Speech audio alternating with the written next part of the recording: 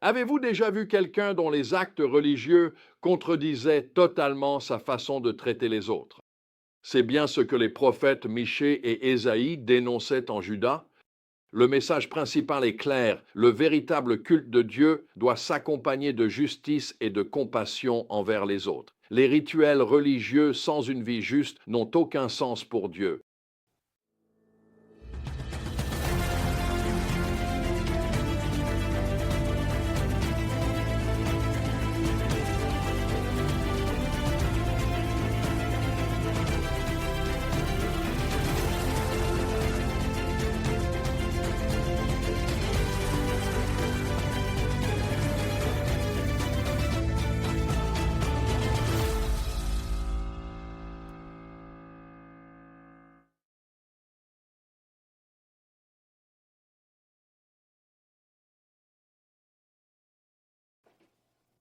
Le contexte historique nous montre une nation vivant dans deux mondes différents.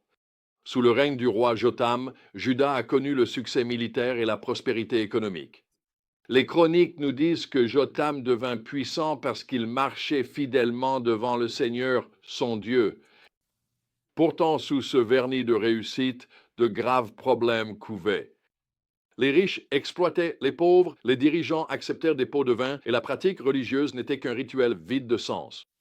Par l'intermédiaire de Michée, Dieu s'adresse à ceux qui, je cite, méditent le mal sur leur lit et l'exécutent simplement parce qu'ils en ont le pouvoir. Ces personnes influentes tramèrent la nuit des plans pour s'emparer des biens et des héritages d'autrui, puis utilisaient leur position pour légaliser ces actes. La réponse de Dieu est sans détour. Je prépare un malheur contre ce peuple dont vous ne pourrez pas vous délivrer. Le langage de Michée est particulièrement saisissant lorsqu'il s'adresse aux dirigeants corrompus qui arrachent la peau de mon peuple et la chair de leurs os. Il ne s'agissait pas de cannibales au sens propre. C'était une métaphore pour décrire comment ils dépouillaient les pauvres de tout ne laissant rien derrière. Pire, les chefs religieux étaient complices. Les prophètes proclamaient la paix à ceux qui les nourrissaient, mais se préparaient à faire la guerre à quiconque refusait de les nourrir. Ils avaient transformé la prophétie en un commerce disant aux gens ce qu'ils voulaient entendre contre de l'argent. Le message d'Isaïe fait écho à celui de Michée, mais il ajoute une dimension puissante sur le vrai culte. Le peuple accomplissait tous les gestes religieux attendus, jeûne, sacrifice, observation des jours saints. Ils allaient même jusqu'à se plaindre à Dieu. Pourquoi avons-nous jeûné et tu ne l'as pas vu? La réponse de Dieu va droit au cœur. Leur jeûne était en sens, car ils exploitaient les ouvriers et ignoraient les nécessiteux. Vient alors l'un des passages les plus puissants de toute l'Écriture. Dieu déclare ce qu'il désire vraiment. N'est-ce pas là le jeûne que j'ai vraiment choisi? Détacher les chaînes de l'injustice et dénouer les liens du joug? Rendre la liberté aux opprimés et briser tous les jougs? N'est-ce pas partager ton pain avec celui qui a faim et offrir un abri aux pauvres errants?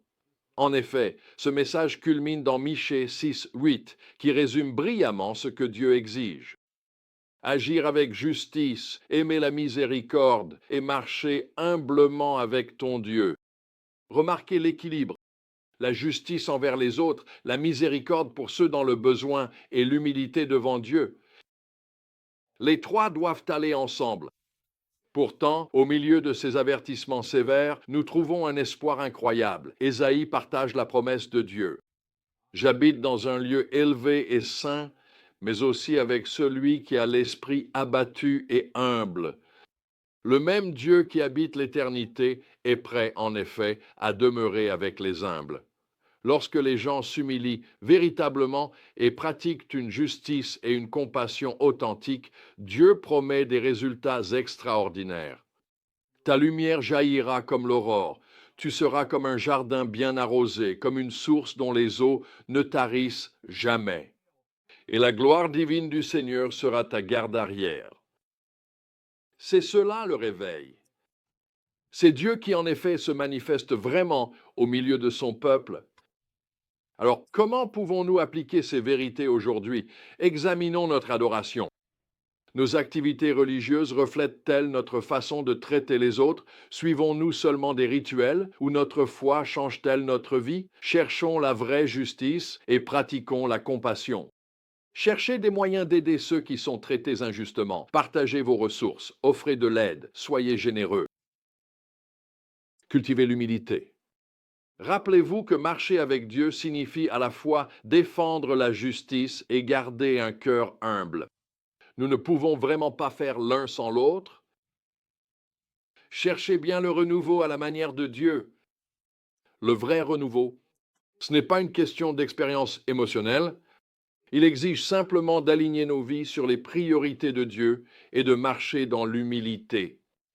Le message de Michée et d'Ésaïe reste d'une actualité remarquable.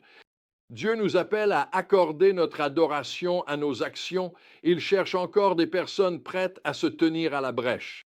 Ceux qui l'adoreront vraiment traiteront les autres justement et feront preuve de compassion envers ceux dans le besoin. Ces prophètes nous rappellent que Dieu se soucie de la façon dont nous traitons les autres, surtout les plus vulnérables. Il n'est pas impressionné par les démonstrations religieuses qui masquent des cœurs corrompus. Mais lorsque nous associons une adoration sincère à une compassion concrète, il promet d'agir puissamment. Alors ta lumière jaillira comme l'aurore et ta guérison apparaîtra rapidement.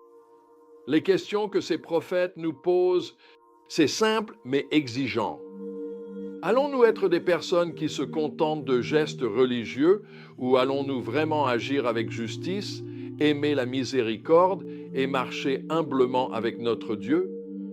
La réponse à cette question déterminera en fin de compte si nous verrons la présence de Dieu éclater comme l'aurore et la gloire du Seigneur devenir notre arrière-garde.